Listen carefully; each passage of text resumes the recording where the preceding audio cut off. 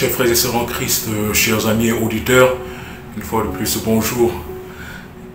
Que la paix de Christ soit avec vous et soyez les bienvenus chaque matin dans le groupe Israël lors des méditations et des prières.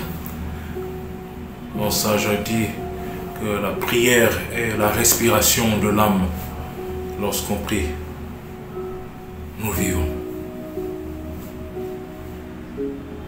La prière est une arme efficace pour le soldat de Christ. Alléluia. Donc ne soyez pas fatigués chaque matin d'invoquer le Seigneur par la prière. Ne soyons pas fatigués. Tout au contraire, parce que nous voulons réussir dans tout ce que nous avons planifié, accomplir dans la journée. Invoquons d'abord Dieu. Alléluia. À travers la prière, la méditation et la louange, vous verrez, lorsque vous prenez cette habitude de d'abord rencontrer Dieu le matin, avant de sortir de vos maisons, de vos chambres, vous allez voir que la journée sera une journée accomplie, pleine de succès. Alléluia. Prions le Seigneur. Merci Saint-Esprit pour tes bienfaits. Nous voici encore au rendez-vous avec toi chaque matin, ce matin. Accorde-nous Seigneur tes faveurs et tes grâces et permets que nous puissions recevoir fidèlement le message que tu as prévu pour nous en ce matin. Bénis-nous, pardonne-nous, efface nos iniquités. Parce que nous t'avons prié au précieux nom de Jésus-Christ. Amen. Lorsque nous ouvrons nos Bibles dans Jean chapitre 14, verset 1. Jean chapitre 14, verset 1. C'est un verset très populaire que nous mémorisons même. Jean chapitre 14, verset 1, il est écrit que votre cœur ne se trouble point. Croyez en Dieu et croyez en moi. Que votre cœur ne se trouble point. Croyez en Dieu et croyez en moi. Ce premier verset nous suffit. Que votre cœur ne se trouble point. Croyez en Dieu et croyez en moi. C'est ce que dit Jésus-Christ. Alors pourquoi chrétiens? Pourquoi sommes-nous troublés? Pourquoi sommes-nous troublés à la moindre difficulté? Au moindre défi? Au moindre obstacle? Pourquoi sommes-nous troublés? Pourquoi es-tu troublé, ma sœur? À chaque fois qu'il y a une difficulté, à chaque fois qu'il y a une incertitude, pourquoi es-tu troublé, mon frère? Pourquoi sommes-nous troublés? Jusqu'au point où les situations de la vie nous font plus peur. Et nous avons tendance à oublier que nous avons un grand Dieu. Que nous sommes des fils et des filles de l'Éternel Dieu des armées.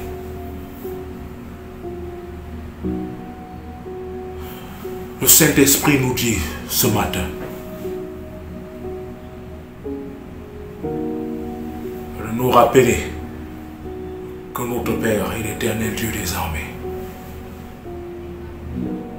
Que Jésus-Christ est le plus fort. Il a vaincu Satan. Il a vaincu Lucifer. Que le Saint-Esprit, personne ne peut résister. Les démons fuient en la présence du Saint-Esprit. Satan court à la présence du Saint-Esprit. Chacun se le sauve qui peut. Alors si Satan tremble devant Jésus, tremble devant le Saint-Esprit, tremble devant le Père. Pourquoi donc serons-nous troublés face à la vie, face aux difficultés de la vie, face aux obstacles de la vie? Non, mon frère, que ton cœur ne se trouble point. Ma sœur, que ton cœur ne se trouble point. Crois en Dieu. Crois en Jésus-Christ. Crois au Saint-Esprit. Crois au Père. Alors si réellement tu crois en Dieu et tu sais que Dieu, nul n'est plus puissant que Dieu, et il n'y a aucune raison de demeurer dans les incertitudes, dans les troubles, que votre cœur ne se trouble point. Est-ce la maladie? Que ton cœur ne se trouble point. Tu seras guéri au nom de Jésus-Christ. Cite le péché qui est en train de te ronger. Aucun péché est plus élevé que l'amour de Jésus-Christ, que l'amour de Dieu, que l'amour du Saint-Esprit. Que ton cœur ne se trouble point. Jésus est capable de te délivrer de ce péché. Est-ce les démons? Es-tu possédé par les démons? Et ta vie n'est qu'une vie de possession démoniaque. Que ton cœur ne se trouble point. Reviens à Jésus, reviens au Saint-Esprit, reviens à Dieu le Père. Et tu verras. Est-ce les projets et tu n'as pas le financement? Est-ce tes études et tu n'es pas certain, tu n'es pas certaine que tu vas réussir? Cite ce problème. Souviens-toi. Même le problème le plus élevé du monde n'est pas plus élevé que la grâce de Dieu. Et voilà pourquoi on dit, là où la grâce de Dieu, là où le péché abonde, la grâce de Dieu fait quoi? Surabonde. Que ton cœur ne se trouble point. Que nos cœurs ne se troublent point. Croyons en Dieu. Croyons en Jésus-Christ. Croyons au Saint-Esprit. Et nous sortirons toujours vainqueurs. À chaque combat, nous sortirons toujours vainqueurs. À chaque obstacle, nous sortirons toujours vainqueurs. Jésus-Christ nous dit aujourd'hui que votre cœur ne se trouble point, que vos cœurs ne se troublent point. Jésus-Christ te dit aujourd'hui, ma soeur, que ton cœur ne se trouble point. As-tu été offensé? As-tu été opprimé? Que ton cœur ne se trouble point. Es-tu perdu et sans espoir? Que ton cœur ne se trouble point. C'était les situations de la vie.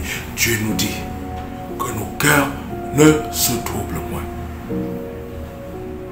Ainsi donc, comme Bartimée, lorsqu'il a entendu la voix de Christ, malgré qu'il était aveugle, il a bondi. Étant aveugle, il a bondi. Mais la Bible nous dit qu'avant de bondir, il s'est débarrassé de son manteau. Parce qu'il a senti que son manteau n'allait pas lui permettre de bien bondir vers le Christ. Étant aveugle, il s'est dépossédé de son manteau. Ce manteau, c'est quoi? C'est ses péchés, c'est ses fardeaux. Débarrassons-nous de ces péchés. Débarrassons-nous de ces choses qui pèsent sur nous et qui nous empêchent de bondir comme Bartimée. Étant aveugle, mais Bartimée a bondi. À l'entente de la voix de Christ, il a bondi vers cette voix, la voix du Sauveur. Ma soeur, bondit. Mon frère, bondissons comme Bartimée. Même si nous sommes aveuglés par le péché, même si nous sommes aveuglés par les situations de la vie, le Seigneur nous dit de bondir. Et pour bondir, nos cœurs ne doivent pas être troublés. Si le cœur de Bartimée était troublé, il n'allait pas bondir. Dans l'obscurité de son aveuglement, il n'allait pas bondir.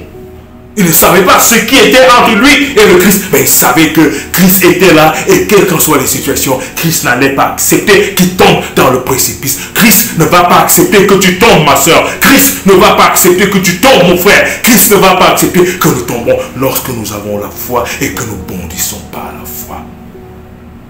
Lorsque nos cœurs ne sont pas troublés, quand nos cœurs ne sont pas troublés, ça veut dire que nous avons la ferme assurance, la ferme foi en Jésus-Christ, que Dieu ne va pas nous laisser tomber.